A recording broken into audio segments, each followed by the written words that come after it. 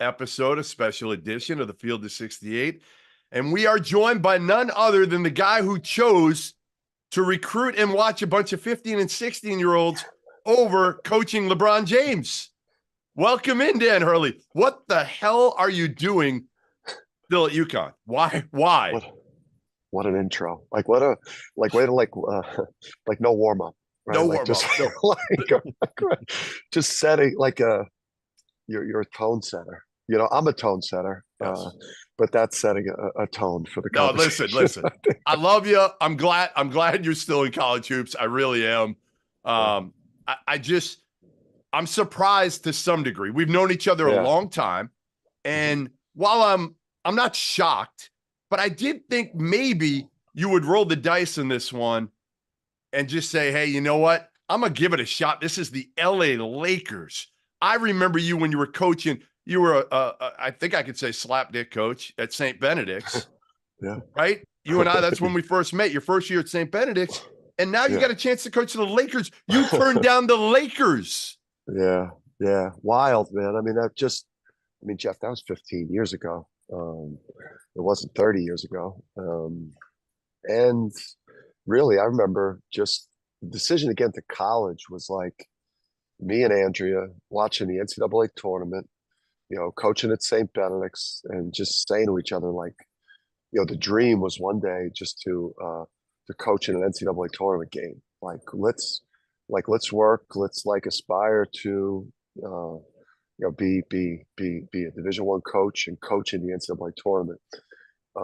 And then you find yourself having to choose, from that conversation and those goals to then having to choose between do I coach UConn next year or do I coach the Lakers and LeBron James and AD? Just crazy, man. You can't. That's what made it so hard too, because you just, you don't anticipate those things coming your way. And then to choose between those two options too, it would have been better if it was like a worse NBA job, Right. it was the Lakers, and then you get to know, Jeannie Buss and Rob Pelinka, and they're like, they're great, and it's like kind of like a family-run, huge brand business. So the whole thing was just so appealing. But in the end, I just stayed true to the way we've always made these decisions, and we haven't screwed up that many of these decisions, me and Andrew. So I have a theory, Dan. My theory is that you got to LA, Andrea got a chance to spend like an hour on Rodeo Drive. You saw the credit card bill and you realized that $70 million wasn't going to be enough. Is that true? I was worried about the shopping. But we were driving. It was like cha-ching, cha-ching. But she's got pretty good discipline that way, for the most part, unless we win something. If we win something, then she buys something. So the bonus. So any bonus. The bonus goes out the bonus. window. It's gone. I mean, it's shoes and bags. Yeah, the bags are named after the coaches that you beat, right? The big ones that you get. Yeah, that's I don't want to piss these coaches off, like whose bag is named. There's a bag named Painter now. Jeff, hold on. Jeff, hold on. Here's the best part, Dan. Here's the best part. When she came to our set in San Antonio or in Phoenix this year, right? She had the bag with her named after the coach that was there doing the interview before she got there, which got a little bit awkward there for a minute. Bruce Pearl liked it. Bruce, I just talked to Bruce about it, and he loved it. And I think he's going to potentially do it with their wives. I want the name written on each bag, though. I want the actual name written on the bag. Embroidered somewhere. Right. Exactly. Yeah, I mean, the whole thing too. It's it was really. I mean, it was appealing. It was the Lakers. It was coaching one of the greatest players of all time. It was AD. You could really work with these with the front office and the ownership. The LA was not an appeal. For me, was not. No. Not, I mean, I'm from. You're not Hollywood. No, I mean, But the weather. The weather. I like the weather here. It puts me in the right mental space when it's time to play these games. I don't think in a sunny beautiful weather would fit my disposition during the good point. What's that? Good Yeah, I point. mean, I No, think you're right. that'd be an issue for me. But So you're saying you think you might get soft if you're going to LA? Softer. possibly, or at least that wasn't, it would, to me, it was just like the history of that organization, right? Like the coaches, the coaches that have coached there to potentially, sit in the same position as Pat Riley and Phil Jackson. And like just to be a part of like the history of that. That's part of what the appeal to UConn was. A place like that for me is like to coach in places with like that incredible history and standard is it's awesome. Do you think you will have regrets at any point, Dan? Like, have you second guessed yourself at all since making the decision? Were you able to sleep well the last few nights, or were you, turning over side to side thinking, shit, what did I do? Why, like, how did I not take this job? It depends on how these guys play this year. Right? I mean, like like a couple of guys were brutal today. So I went over to Kamani and Luke and I thought I should have took the Lakers job. These guys stink. I had a couple of those moments, but that's right on brand for me. I think things all the way through. I'll use this at different points. Yeah, I mean, we're going to get on a road trip. We're going to lose a bad road game. I'm going to call Tom Moore up to my seat and I'm going to tell him how I ruined my life. And then I'll regroup the next day. We'll have a great practice and then we'll win 5 in a row and I'll feel better. So you're not unaccustomed to, living life kind of in the spotlight, right? You grew up as the son of Bob Hurley and the little brother of Bobby Hurley. And you've played at Seton Hall. You've been the coach at all these different programs, right? But I think that it kind of shocked me a little bit how big this story got as this decision was kind of getting made, right? Like you led every sports show. You were the only guy that was able to get people to stop arguing about Caitlin Clark for like one day. Did you realize what this decision, like the weight that everybody had watching this and kind of following along with this? Yeah, when I became aware that it was gonna drop, the news was gonna drop of the mutual interest there. That I knew that it would be a big deal. I didn't think it'd be a mushroom cloud. I didn't see that happening like that. I was not ready. I mean, literally, like every time I went to check social media, like that's what I saw, and people commentating on it. A lot of people, getting different parts of it incorrect. Either the UConn side or the Lakers side or what have you. But yeah, I mean, it was my first time being caught. I mean, you coaching in a Final Four and the national championship game. It's like, deal with the media under those circumstances. Your first time going through it is that's pretty extensive. But this was like, people were double taking me everywhere. I had, we had brunch in LA, in Santa Monica. It was like people going by on their bikes, like double taking me, coming over with their phone. Just the amount of more people that would ask me about the whole situation was like crazy. When did it actually start, Dan? Like when was the first real contact was it last Wednesday, a week ago, yesterday? Well, I mean, I've had, with all these GMs like Rob, we've had NBA guys from book night all the way through, to this group here with these 4 guys potentially. So, I've talked to Rob multiple times about past players. So there was a little, we talked about like the Fab Five and those Duke games because he was on those teams. So, and I was just impressed with the way he talked about our players and the question he asked and just just how precise he was with the things we were talking about from a basketball standpoint. So we had a little bit of a background there. I don't know how long they were vetting me out through my agent. but my agent made me aware Monday of last week that they had a high level of interest, and I was like, wasn't sure right away. It kind of was like hit me like a ton of bricks or something. So I just asked him for a night or two to sleep on it before I'd give him a green light to tell them that I had interest. So I did that on Wednesday, and then started having conversations with them that led to the Friday visit.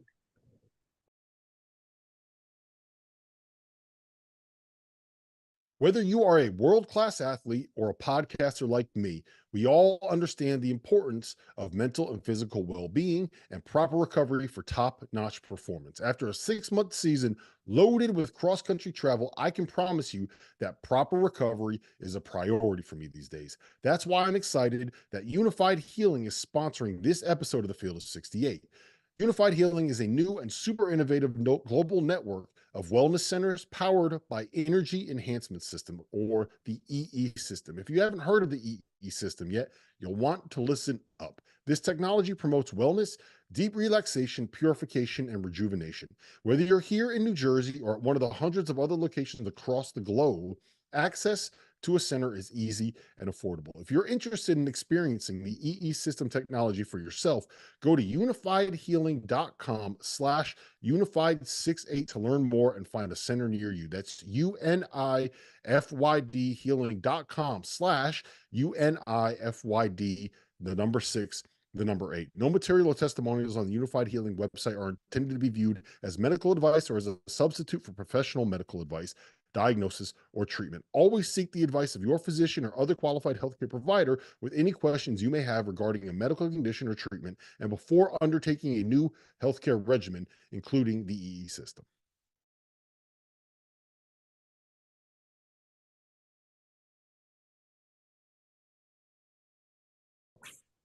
Take me through the process of coming to this decision. Like, when you have the choice of going to, like, as you put it, LeBron and the Lakers, right? Or coming back and trying to three-peat. Like, there's not a lot of downside to either of those jobs. So how do you process this? How do you come to this decision? And how many beers did you have at the Billy Joel concert to try to help you make your decision? Yeah, we had like the tall Corona cans. So, but people kept knocking them over. So it's hard to say what we ended up, how many we ended up having. Yeah, I mean, it was a my brutal excuse too, right? Oh, someone knocked it out of my hand. That's why I need another one. So I don't know. It's like, it was such a unique situation because they're both just amazing. It's like usually one is worse, or, you're running from something, or the thing that you potentially could have in front of you isn't that great. So you couldn't be happier with how things are going at UConn. Plus, you love the place, you love your staff, you love your players. The fans love you because of everything we've been doing. You got a chance to go for something historic. You just did something historic. We're already being under ranked, and all the polls are ready. So I have everything I want. You're 3. I got you 3. I can't, man. You guys. So anyway, and then you obviously you have the Lakers. So it's just, your mind just, it races, and you just, all these different factors, like the chance to coach LeBron, the brand. Alex Caravan is coming back. It's better for my family to stay. You're going for a three-peat, but now you got AD, who's a top 5 player. Your mind just volleys everything. And so really that Billy Joel concert was actually a good little mental break where we could just kind of hang out and take a little break. And then Sunday we're able to just kind of go through everything. And then then I was talking to Billy Donovan, I was talking to Quinn Snyder, I was talking to Brad Stevens, I was talking to different people in the NBA that way to get advice, and like Tom Izzo and Seth Greenberg. I mean, I had people that I was talking to that were giving me, good advice and You don't asking mention and me? thinking about. Wait, you don't mention my great That was a advice? butt dial. That was a butt dial. But we did. But I appreciate it. It was good. You, you were better then than you are on here. Well, You're worse on here. you were very calm. Like, I was shocked. It was like Sunday night at about 8:00, and you were calm. And I said that to you. I'm like, had you already made your decision at that point when we talked, or no?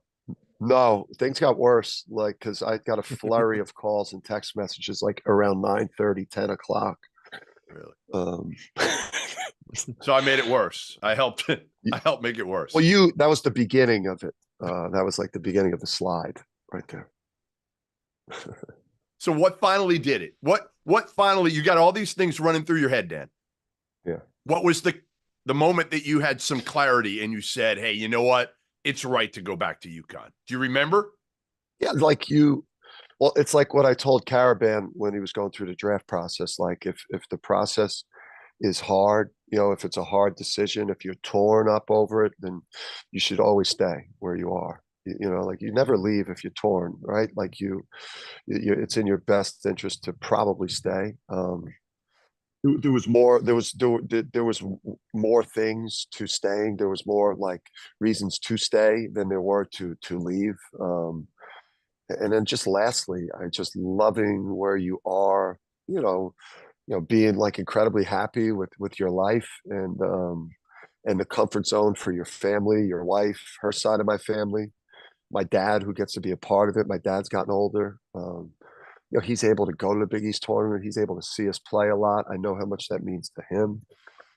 I don't get to be close to Bob, which sucks, but it just checked all the family boxes. And it's like what we're doing at UConn is special too. Like, that's a big part of it. Like, to be in the position that we're in,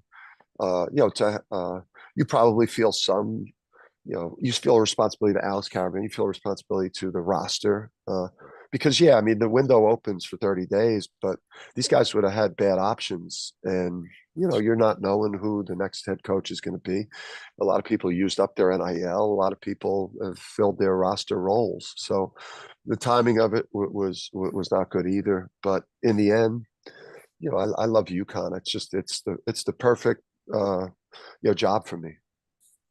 And it's also, you had made a commitment to some of these guys, right? Like, what was it, 4 days before you kind of had this interest coming from the Lakers? You were telling Alex Caravan, like, look, if it's a hard decision, you got to come back, right? Like, you have Aiden Mahaney coming in, you have Terrace Reed coming in, you have Liam McNeely come. Like, how much did that play a role in it? And if this had happened in, say, I don't know, like mid-April, before a lot of these guys had made these decisions, would that have changed the way that things played out? I mean, potentially, because it's like, you have these thoughts, but then you have these images in your brain too that get, embedded there. And I know when I walked that Thursday after the Woj dropped that story, and I went in to tell the team about, hey guys, I am interested in this and I'm going to consider it. The faces, the look on Liam's face, the look on Aiden's face, the look on Taris's face, and Hassan and Alex. I mean, Alex Caravan, obviously. I didn't like that visual, and that's like that is the part of it that's I've never really been able to get through. Like my Rhode Island departure, I don't think I was able to say a word to those kids besides just cry and cry and cry. I don't even know if I was able to ever spit out, "Hey guys, I'm leaving." So, by the way, there's no birds like that in LA either, like there are in Connecticut that are chirping right now behind you. We got blue jays, but not just in Omaha. We got blue jays here. We've got some robins and hummingbirds. Got it all. The Creighton fans will be happy to hear that I've got some beautiful blue jays in my backyard. Hey, one thing that I said was your ride, and again, I've watched it from the beginning, not from maybe your college playing days, but your ride's been kind of a roller coaster to some degree over the course of your lifetime, playing, coaching to some degree.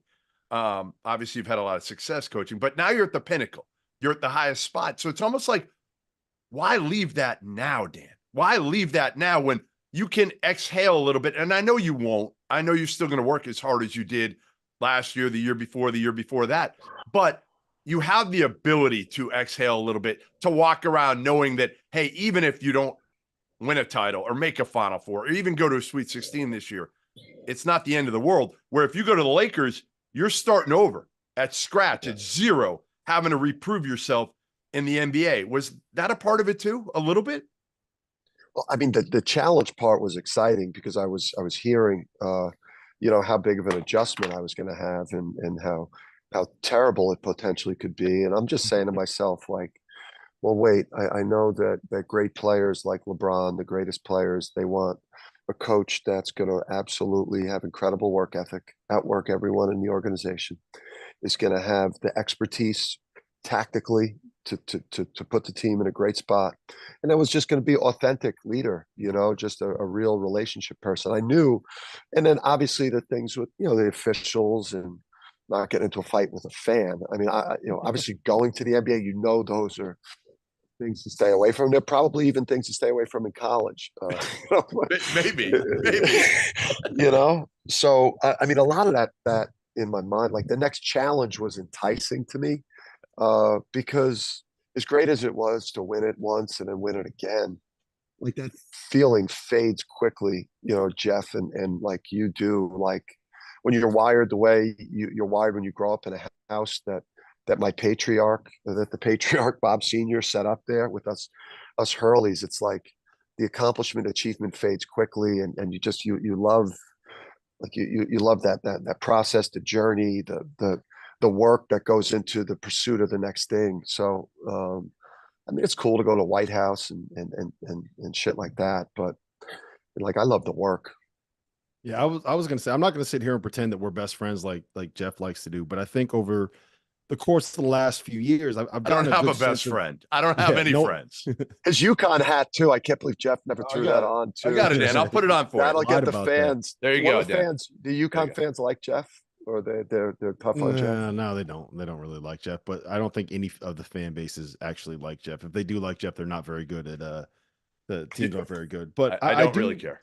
I do feel like seeing you over the course of like the last 5 to 6 years as the UConn coach, because I have a certain affinity for UConn, I feel like you do it's the process of growing a team that you love more than the eventual accomplishment that team achieves. You like seeing these guys go from the raw 18-year-olds that you bring into the 20 and 20-year-old men that are ready to go and play in the NBA, right? It's like you take these kids that have this certain skill set and mold them into a player that is ready to go make millions of dollars at the next level doing it.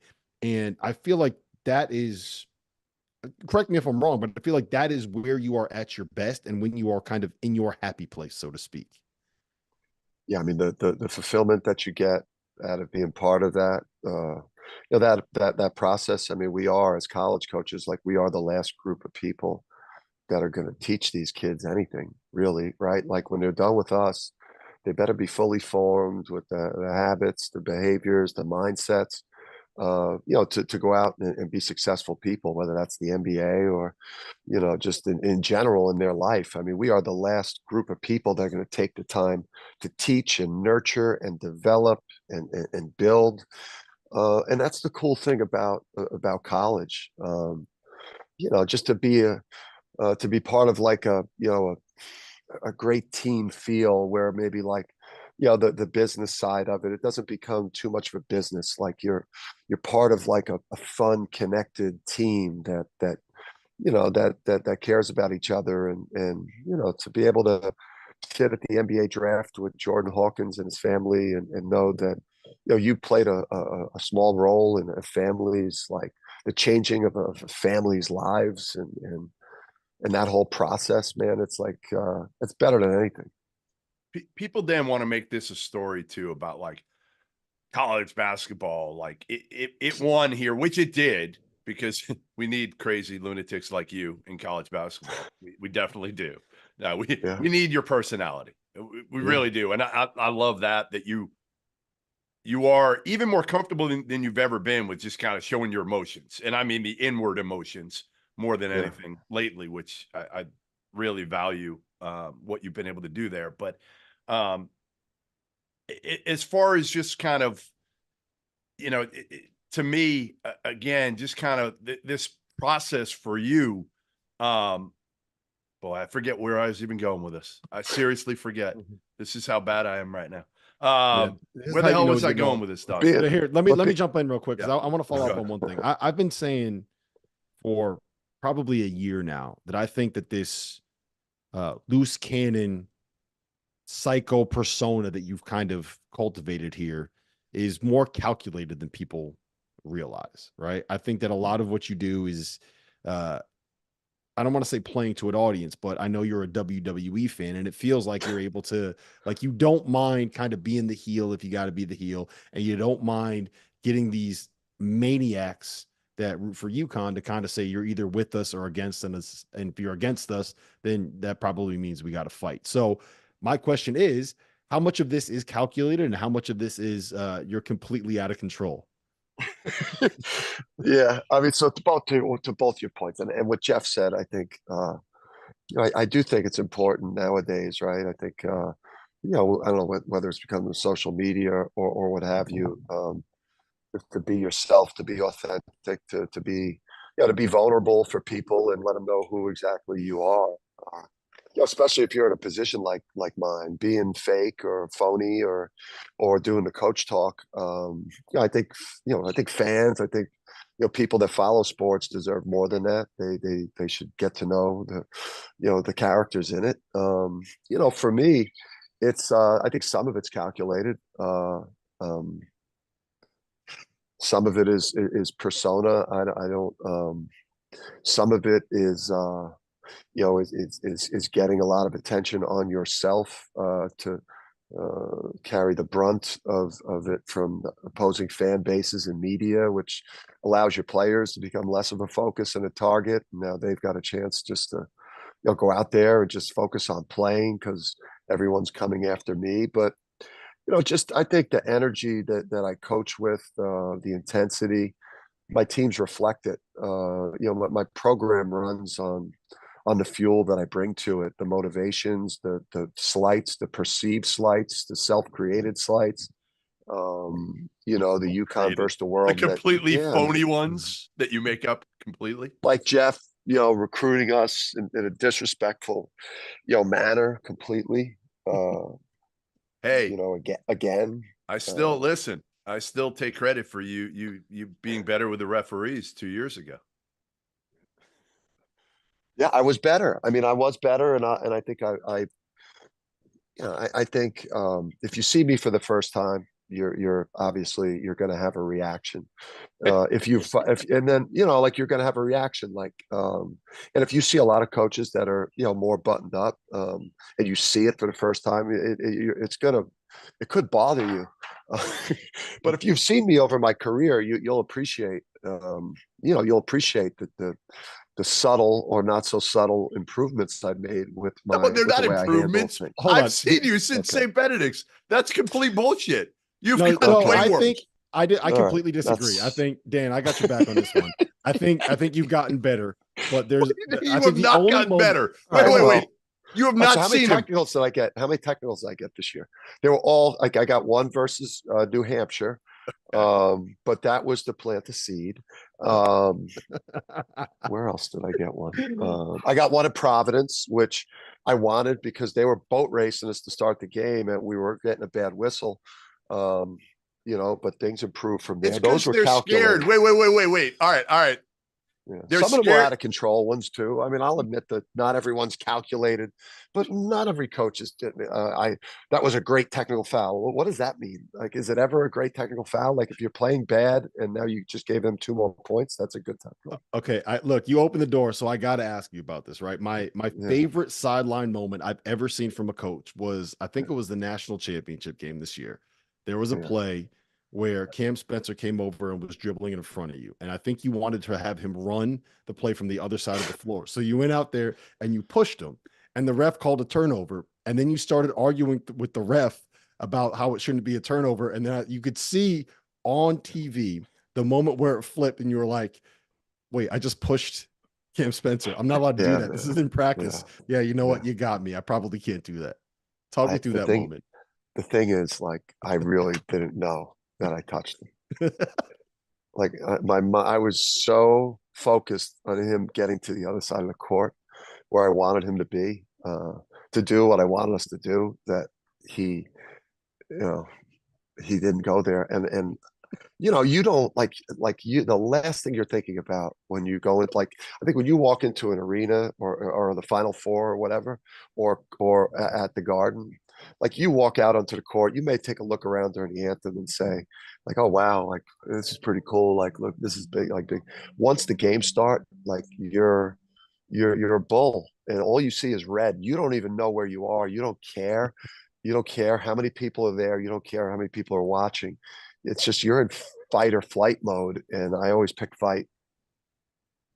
Hey, you told the story earlier that you and Andrea, Sunday night before you went to bed, Monday morning when you woke up, you basically texted each other at the same time, stay or go.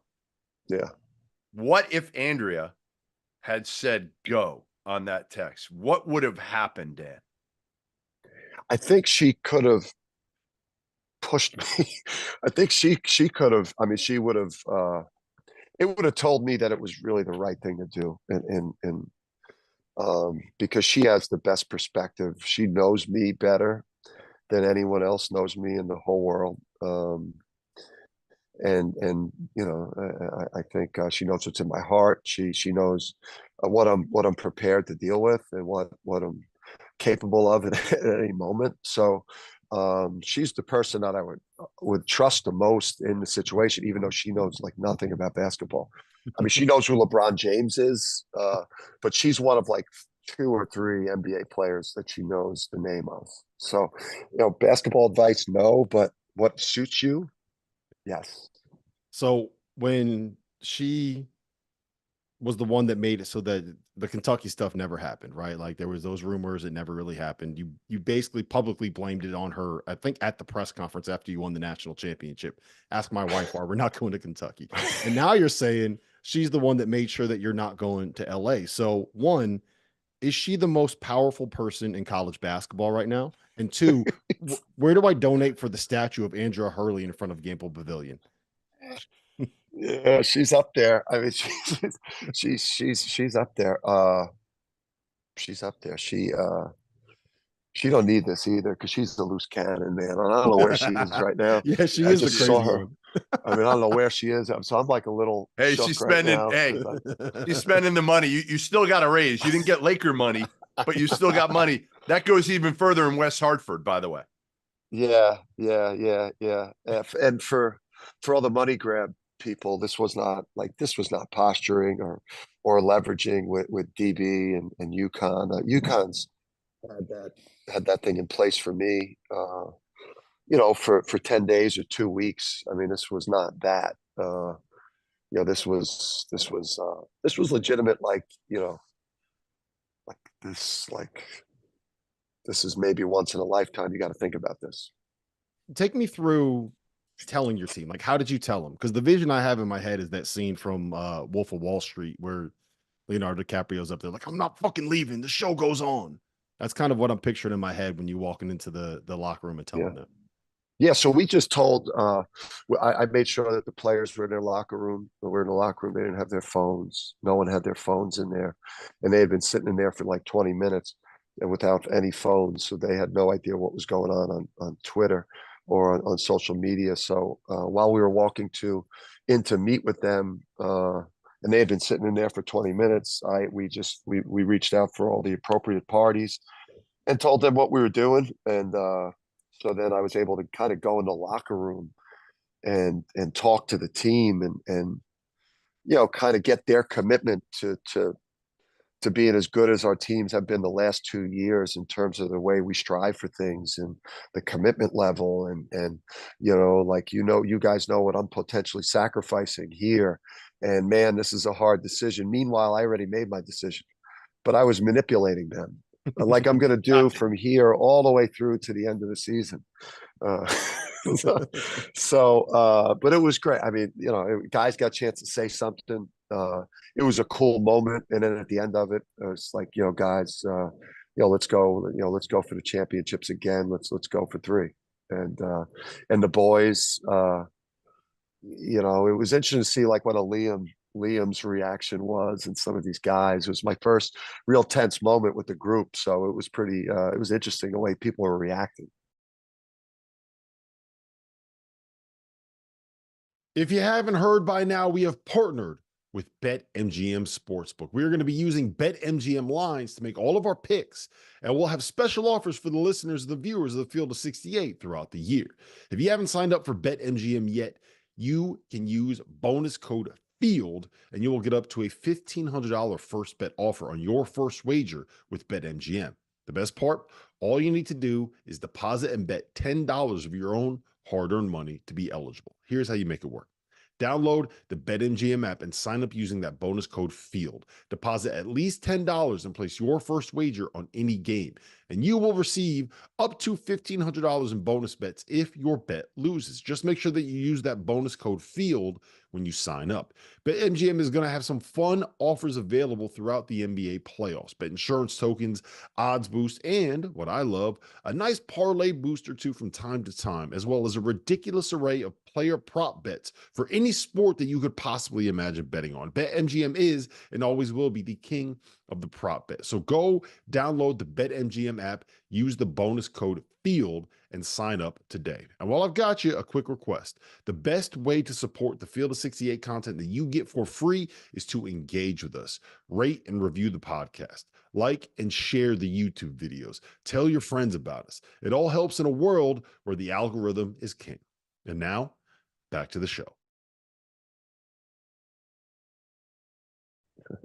How good can this group be? I mean, we've talked now for 30 minutes, and we really haven't talked about this team you put together that you think has the pieces. And I think Rob and I agree to contend for another national title, to be in the hunt for a three-peat, which is insane in this era of college basketball where you've got so many, changing pieces, and you got to figure out whether, again, you're talented enough, your chemistry, whether you fit together. Your last 2 years, you've had teams that have had it all, right? They've had the talent, maybe not Indiana talent last year, but you've had the talent. The pieces fit together, and you've had unbelievable chemistry, right? And they're tough as shit. Like when you look at this team, what do you, and I know it's early. You haven't seen Aiden Mahaney much in person. You haven't seen Terrence Reed much or Liam McNeely, but what do you think so far? Yeah, you didn't do anything to help yourself with the UConn people there to drop the Indiana thing again. Nice job there. It was again. It's what you want to. You're doing your act too. I have my act. You have your act. It was for you. It was actually at the end of it all. It was saying what a great coach you are. That's underneath it. But anyway, yeah. Anyway. So these guys. I mean, hold on, Dan. I just one real quick question on that. How many guys are going to get drafted this year from UConn? 4 got a chance, right? Could have been 5. Alex left. Could have been 5. How many pros is that? Is that 5? Yeah, but I get what Jeff. Guys, right? I get what Jeff was saying, though. Castle didn't play. Castle didn't play in that game. Don't give him credit. On the court that night, and then Cam. Cam obviously and T knew they took it to a whole new level. Yes. He probably undervalued Alex a little bit, but yeah, I mean, listen, their front court was tremendous, and talented. The 4 and 5 there, starting 4 and 5 was a beast. But I would say this for us, we're deep.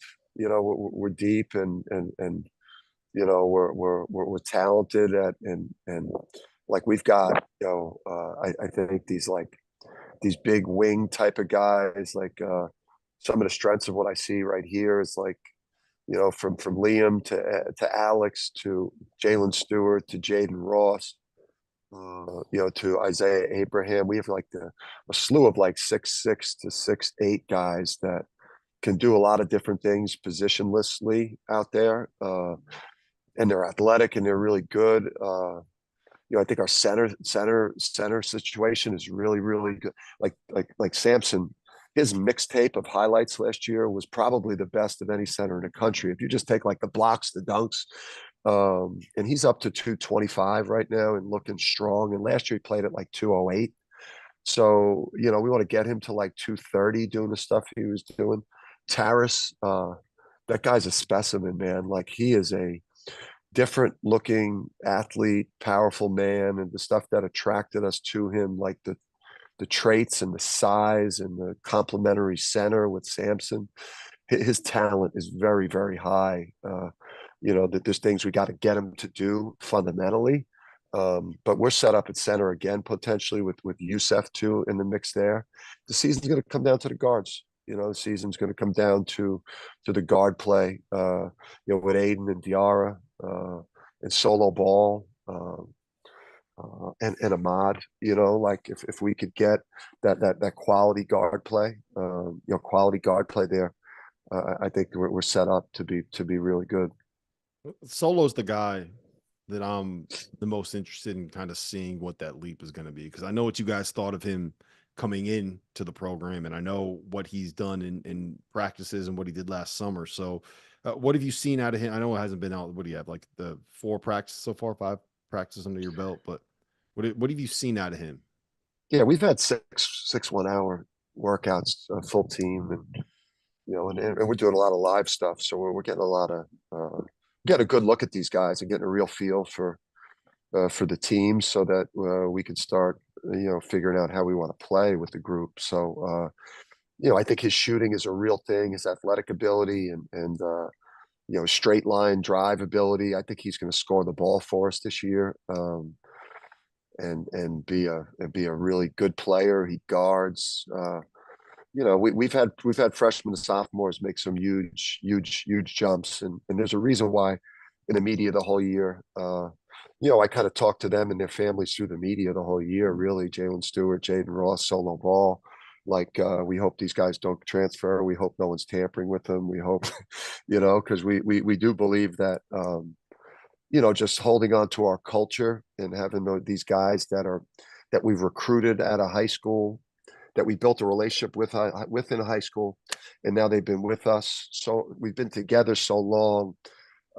That's worth a lot. And if you can avoid going in the portal, for so many pieces, there's definitely an advantage to holding on to the culture and picking your spots in the portal. Did that make it a little easier? We hear a lot from coaches about how difficult it is right now when you lose 7 guys and you have to replace 6 players in the portal. But like, you've got this thing to the point where you can pick and choose who you want to bring in, almost, because it feels like, at least from the outside, that's the place that you want to be to have success in the college level, to get better at basketball and put yourself in a position to get drafted. I just think for us, we see who you don't see us connected to a lot of players, because we might not like the early conversations with either the people that are advising the kid or the family, or what they're talking about, or what they're interested in. Sometimes the player that's ranked the number 3 best available talent in the portal, sometimes that player is really talented and has put up numbers, but they potentially could make you lose games because maybe they don't guard, maybe they're not good passers, maybe they're not great in the locker room, maybe they're not, maybe not going to help your culture. So there's a lot of things that go into building a team that can win things. So I just think for us, we end up connected to so few players because of shared values that we're looking to have with players, people that still value winning and being developed and being coached hard. And then when you have a staff like I've got, these guys know exactly what I want and who I want to coach and who's going to fit into the way that we do things. So, Kamani and Luke really, and then I'll even credit Tom Moore, even though I'm tough on Tom sometimes. I'll even credit Tom Moore. Yeah, I'm tough on Tom. Tom's getting older, so I've got to. Yeah, but like, it's unfair stick, too. Tom had to deal with Calhoun, stick. And now he's got to deal with you. I mean, listen, at some point, Tom's going to turn around and write a tell-all book about both of you. Tom's got 3 rings. Oh, no, 4 rings. Tom's got 4 rings right now. Right. So don't feel bad for Tom. And Tom's never left Tolland, Connecticut. He's been able to do his whole college career without moving out of his house. So Tom's living a blessed life. Blessed life. I don't know if anybody working for you is living a blessed life. But, hey, what do you do? This thing's over. The drama's over. It's closed. I know, you got your team in place now. you know, you got recruiting, high school recruiting here in a couple of weeks. I don't know if you really go out much or not, but what will you do, like hobby wise? Like, what will you do other than going in the weirdo room? Like, what will you golf? Will you No golf? golf. Will you No fish? Like, golf. what the hell do you do for No golf. hobbies? I don't golf, and I really look forward to the recruiting because I mean I love basketball. Yeah. I mean I think about basketball a lot. You know, I like spending time with my family. I think about basketball a lot. My mind is occupied with with basketball, with a lot of parts of basketball. I love sports in general. I'll travel to go do some cool things in sports. I'll go out for a day with the Bengals training camp. I'll go see maybe a day in like the Giants training camp. I'll do stuff like that. I like to go to the shore. I like doing stuff outside. I'd like to go on a short vacation because there is a shelf life to vacations for me where it doesn't become fun to be around me once it gets to like day 4, day 5 of Disney World or an island with me. You're tapping. You want like I've got to get Tap it out, right? That's right. You tap it out on you. This is no longer a vacation. This is torture. So but I don't golf. I like to read. I like to spend time with my family. I like to do stuff in sports. I mean, I also too, Jeff, I love my job. I mean, I love, I love the recruiting piece of evaluating the right players, getting to know them and their families, and making sure they're about the right stuff for us. I love the summer practices and being together on campus and starting to build your team and getting with your staff and figuring out what style of play and doing things better than you did the year before. Like I love all that stuff. For me. All right, last question. It's not even a question. And I love the weirdo room too. I love the weirdo room. I know too. we know, and again, that was the only reason I'm happy that you chose to stay in college basketball, because you made a promise to us that we would be allowed to do a show during the off season from the weirdo room. So you can't renege on that promise. We're going to do that at some point.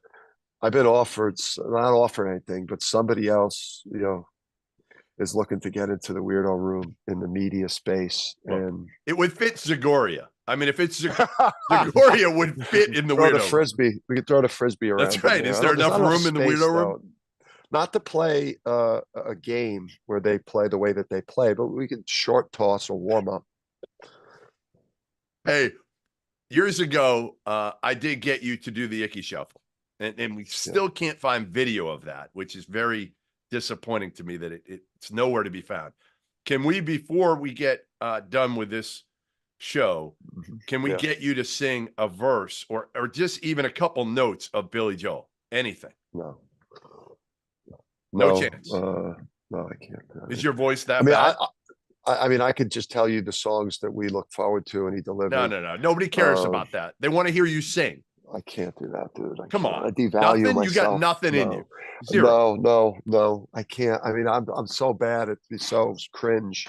And people would have it forever too, which is what you exactly. That's what we're looking for here. We're looking for actual dirt that we can put out there and be as embarrassing as any. I mean, I feel like I've given you enough stuff on here. Yeah, I was gonna say. I feel like Rob. I feel like I've given you guys enough content over the years. The years. I mean, I'm just the sport of college basketball. I've given enough content. We could have a mixtape of our conversations. I still get absolutely crucified for asking you and Bobby.